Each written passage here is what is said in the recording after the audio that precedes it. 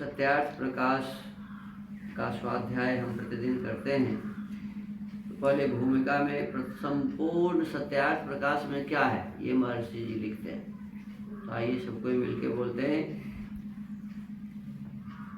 प्रथम समुल्लास में ईश्वर के ओंकार आदि नामों की व्याख्या, द्वितीय समुल्लास में संतानों की शिक्षा, तृतीय समुल्लास में ब्रह्मचर्य पठन पाठन व्यवस्था, सत्यासत्य ग्रंथों के नाम और पढ़ने पढ़ाने की रीति, चतुर्थ समुल्लास में विवाह और गृहाश्रम का व्यवहार, पंचम समुल्लास में वानप्रस्थ और संन्यासाश्रम का विधि, छठे समुल्लास में राजधर्म, सप्तम समुल्लास में वेदेश्वर विषय, अष्टम समुल्लास में जगत की उत्पत्ति स्थिति और प्रलय, नवम समुल्लास में विद्या अविद्या बंध और मोक्ष की व्याख्या, दसवें समुल्लास में आचार अनाचार और भक्ष्या भक्ष्य विषय, एकादश समुल्लास में आर्यावर्तीय मतमतांतर का खंडन मंडन विषय,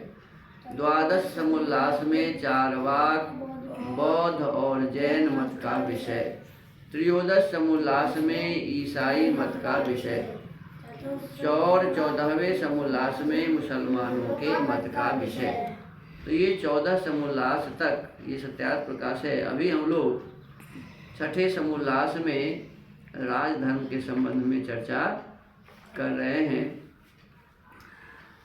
इसमें हम लोग पढ़ रहे थे कि काम से उत्पन्न कितने दोष हैं और क्रोध से उत्पन्न कितने हैं।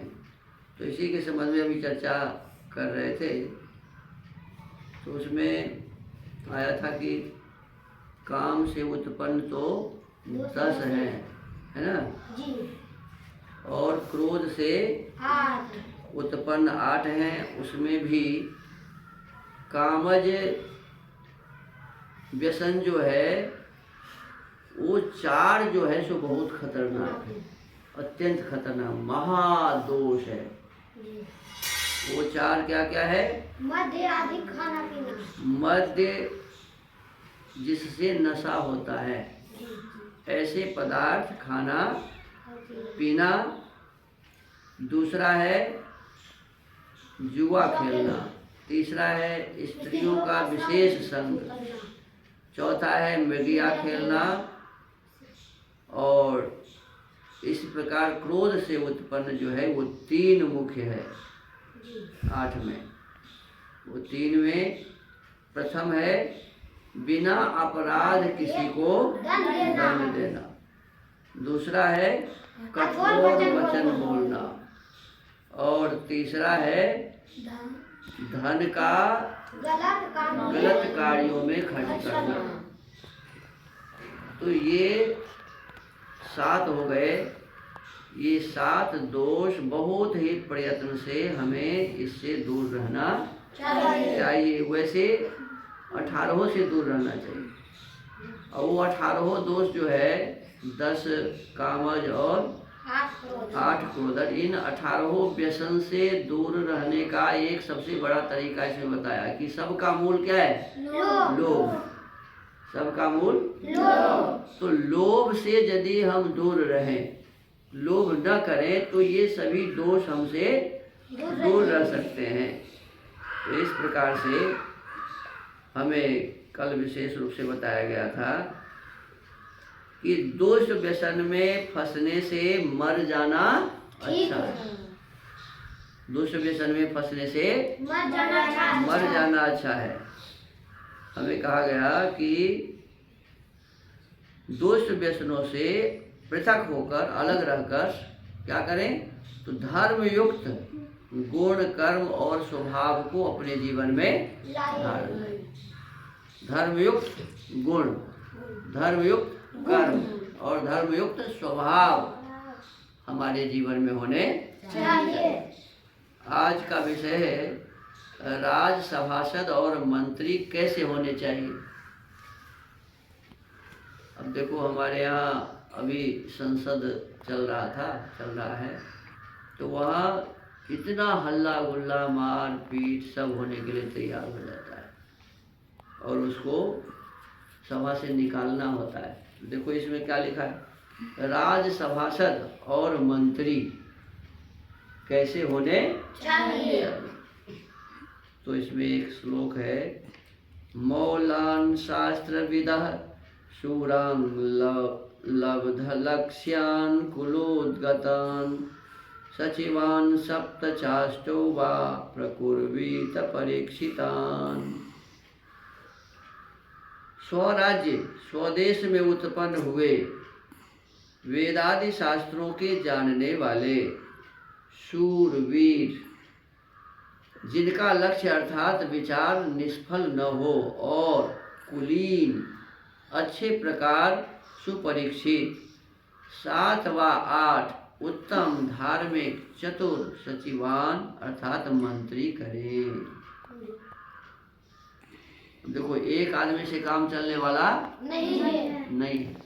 तो राज्य के हिसाब से छोटा छोटा यदि राज्य रहेगा तो उसमें 5, 2, 4, 5, 7 से काम चल जाएगा। यदि बड़ा देश जैसे अपना देश भारतवर्ष बहुत बड़ा है तो इसे 2, 4, 5, 10 से नहीं चलता है। तो यहाँ 50, 50, 80 मंत्री बनते हैं। ऐसे ही राज्य होता है, जैसे बिहार राज्य है तो इसमें 30, 35, 40 मंत्री बनते हैं। छोटा राज्य है तो छोटा ही थोड़ा सा ही काम चल जाता है। तो इस प्रकार से जिस प्रकार की आवश्यकता हो उस प्रकार से, तो इसमें कहते हैं कि 7, 8 ऐसे मंत्री बनाने चाहिए। कैसे? तो पहली बात बताया कि अपने देश में उत्पन्न हुआ हो। पहली बात क्या है? अपने देश में उत्पन्न हुआ हो। ये बहुत जरूरी बात है। अब यदि दूसरे देश को वाले को मंत्री बना दोगे तो अपने देश में आप मिला लेगा देश को, नहीं। तो इसलिए कहा कि सबसे पहला बात कि स्वराज्य स्वदेश में उत्पन्न हुए मंत्री किसे बनाना चाहिए जी? अपने देश में उत्पन्न हुआ है, जन्म जिसका अपने देश में हुआ है। फिर कहा वेद आदि शास्त्रों के जानने वाले। आज इसी का अभाव है, कोई भी मंत्री वेद आदि शास्त्रों को नहीं जानता, बहुत एक आध कोई छोड़ दो। तो कहते वेद आदि शास्त्रों को जानने वाले होने चाहिए और शूरवीर होने चाहिए, बलवान। क्या होने चाहिए? शूरवीर। शारीरिक शक्ति भी उनके पास हो और आत्मिक शक्ति भी हो, मानसिक भी शक्ति हो, सब प्रकार से शक्ति उसके पास हो, शूरवीर हो। जिनका लक्ष्य अर्थात विचार निष्फल न हो। जो भी मन में विचार उत्पन्न करता है देश समाज के कार्य को आगे बढ़ाने का, तो वो उसमें सफल होने की योग्यता रखता हो। उसमें क्या योग्यता होनी चाहिए जी? अपने कार्य में सफल होने की योग्यता रखता हो और कुलीन हो। कुलीन का मतलब होता है आचार विचार व्यवहार उसका अच्छा हो। बोलना बैठना खाना पीना चलना उठना सब कुछ देख कर लोग समझे अरे ये तो बहुत अच्छे व्यक्ति हैं। उनके पारिवारिक स्थिति अच्छी हो, चोर चहार बदमाश न हो, कुलीन हो, है? फिर कहते हैं अच्छे प्रकार सुपरीक्षित। ऐसे नहीं जैसे तैसे आदमी हम रख लें, परीक्षा करके।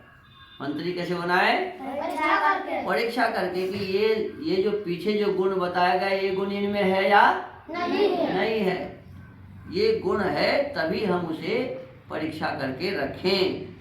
परीक्षा इसीलिए किया जाता है।